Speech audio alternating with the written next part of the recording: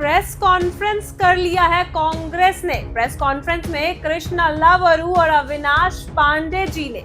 कई महत्वपूर्ण बातें कही। उन्होंने सबसे पहले जानकारी दी कि वोटर अधिकार यात्रा का समापन 1 सितंबर को पटना में कहां होगा। पटना में जो पूरा रोड मैप है उन्होंने वो विस्तार से बताया और यह यात्रा पटना के किन किन इलाकों से होकर गुजरेगी। इसके बाद उन्होंने भाजपा सरकार पर भी हमला बोलते हुए कहा कि मौजूदा सरकार जनता के अधिकारों का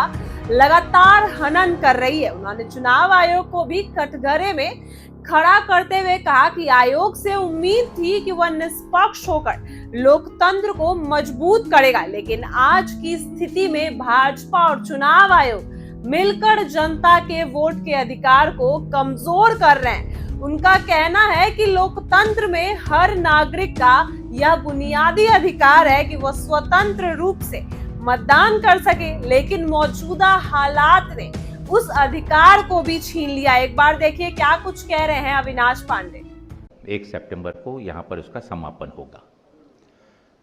यात्रा 15 दिवस की, 1300 किलोमीटर, 25 जिले। लेकिन आज देश के, सिर्फ बिहार के ही नहीं लेकिन देश की जन सामान्य के जबान पर आज एक ही नारा है, वोट छोड़ गद्दी छोड़। यह नारा मात्र सिर्फ नारा नहीं है, लेकिन इस देश के भविष्य के साथ जो खिलवाड़, इस देश के मतदाताओं के हक को छीनने का जो षड्यंत्र और इस देश के लोकतंत्र को पूर्ण तरह से कमजोर करने की जो साजिश माननीय मोदी जी के नेतृत्व में भारतीय जनता पार्टी ने जो की, आज देश और इस देश का लोकतंत्र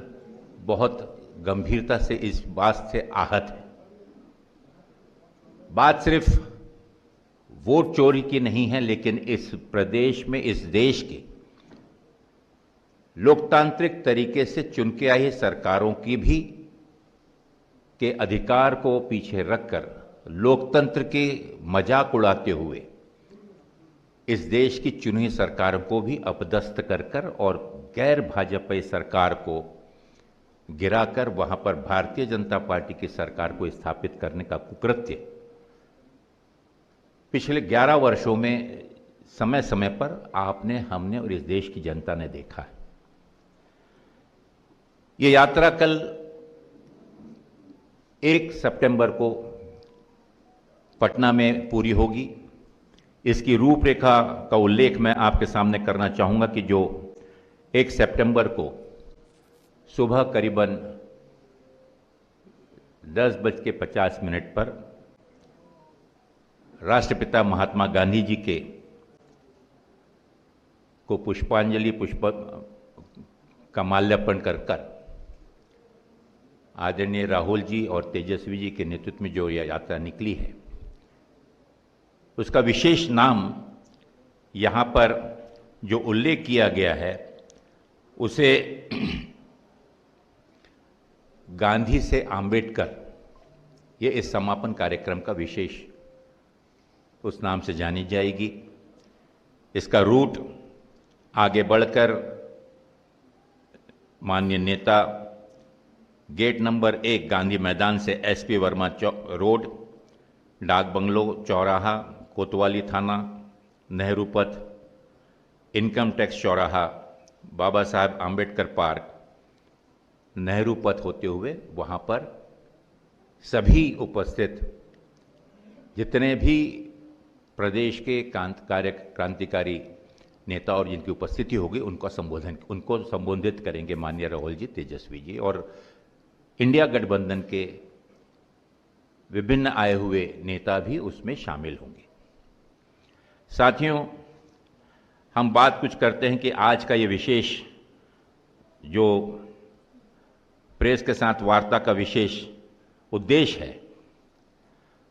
वो उद्देश्य कि आखिर इस प्रकार की यात्रा की आवश्यकता क्यों पड़ी।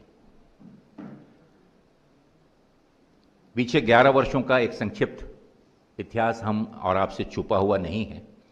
लेकिन इस देश की संवैधानिक संस्था, इस देश के चुनाव आयोग को जिस प्रकार से राजनीतिक रूप से उसका दुरुपयोग करते हुए और विपक्ष को और मतों का, मतदाताओं के मताधिकार का हनन करते हुए जब विरोध में पक्ष में माननीय राहुल गांधी जी ने इस विषय को विशेष रूप से महाराष्ट्र, हरियाणा के बाद बार बार चुनाव आयोग के सामने उठाया, जहां पर इंडिया गठबंधन के शीर्ष नेतागण माननीय चुनाव आयोग के सामने उन्होंने पेशकश की और कुछ जानकारियां जो कि एक अधिकार है, जो कि पब्लिक डोमेन में और हमारे संवैधानिक रूप से चुनाव आयोग की जिम्मेदारी है कि अगर किसी प्रकार की शंका कुशंका होती है तो उसका समाधान करना। लेकिन दुर्भाग्य की बात यह है कि जब एसआईआर की घोषणा हुई तो भविष्यवाणी पहले ही इलेक्शन कमीशन के प्रमुख ने कर दिया कि 20% वोट कम होंगे। ये भविष्यवाणी एसआईआर की प्रक्रिया शुरू होने से पहले ही कर दिया। यह भी एक बड़ी आश्चर्य की बात है कि माननीय चुनाव आयोग के प्रमुख को इसकी जानकारी कैसे हो गई कि 20% वोट कम होंगे। और अंततः लेकिन जब यह घोषणा हुई तो पूरा विपक्ष, देश की जनता, देश का मतदाता विचलित तो हुआ, लेकिन एक भी शिकन भी ना ही भारतीय जनता पार्टी किसी नेता, ना उनके तरफ से कोई वक्तव्य, ना कोई किसी प्रकार रिएक्शन आया। ये किस चीज को प्रमाणित करता है? और जब मतदाताओं की मांग को लेकर माननीय राहुल गांधी जी के नेतृत्व में माननीय सुप्रीम कोर्ट ने जब आदेश जारी किया कि जो जानकारियां मांगी गई हैं उन जानकारियों का समाधान होना चाहिए, और उसको लेकर सर्वोच्च न्यायालय ने 65 लाख वोट जो कम कर दिए गए थे उसके बारे में जो जानकारी देने का आदेश किया, तो उसके बाद तो कोई रिएक्शन होना चाहिए था। उसके बाद भी भारतीय जनता पार्टी के कानों में जूं नहीं रेंगी, लेकिन चेहरों पे एक उदासी और विचलित निश्चित रूप से वो हम सब लोग ने महसूस किया। और हाल ही में उसका एक उदाहरण आपने देखा कि एसआईआर के विरोध में, एसआईआर के उस निर्णय को सच साबित करने के लिए माननीय कोर्ट के आदेश का पालन करते हुए माननीय राहुल गांधी जी ने जो इस यात्रा की शुरुआत की, हजारों और लाखों की संख्या में सर्वदलीय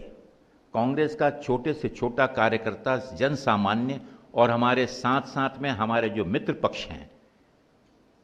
सब एक साथ होकर आपने और हमने सब ने देखा कि कितनी भरी तादाद में लोगों के अंदर में जो एक भय, जो एक डर, जो एक भविष्य के लोकतंत्र पर आई हुई आफत के विरोध में सड़कों पर निकलकर सामने आए। और ये बात सिर्फ बिहार तक ही सीमित नहीं है साथियों, पूरे देश के अंदर जहां से मैंने शुरुआत की, हर एक व्यक्ति चाहता है कि चोरी से बनी हुई सरकार को तुरंत बर्खास्त कर देना चाहिए और उन्हें गद्दी छोड़ देना चाहिए। रोज माननीय राहुल गांधी जी अलग अलग उदाहरणों को रखकर देश के अलग अलग प्रत्याशी चुनाव कमीशन के सामने वस्तुस्थिति सामने रखकर बार बार प्रश्न पूछ रहे हैं, ना ही चुनाव आयोग उसका जवाब दे रहा है, और माननीय मोदी जी तो ऐसा मुंह बनकर बैठे हुए हैं कि जैसे उनको इसके बारे में कोई संबंध ही नहीं। लेकिन विचलित और पूर्ण रूप से निराश भारतीय जनता पार्टी का कल आपने प्रदर्शन प्रदेश कांग्रेस कमेटी पर हुए हमले को क्या जाहिर करता है? यह मैं तीसरा उदाहरण आपके सामने दे रहा हूं कि पूर्ण रूप से हताश भारतीय जनता पार्टी जब अपने आप को हारा हुआ महसूस कर रही है, ऐसे अवसर पर उन्हीं के माननीय केंद्रीय मंत्री अपने विधायकों और अपने शीर्ष नेताओं के साथ भारी संख्या में उग्रवादी कार्यकर्ताओं के साथ बिहार प्रदेश कांग्रेस कमेटी के कार्य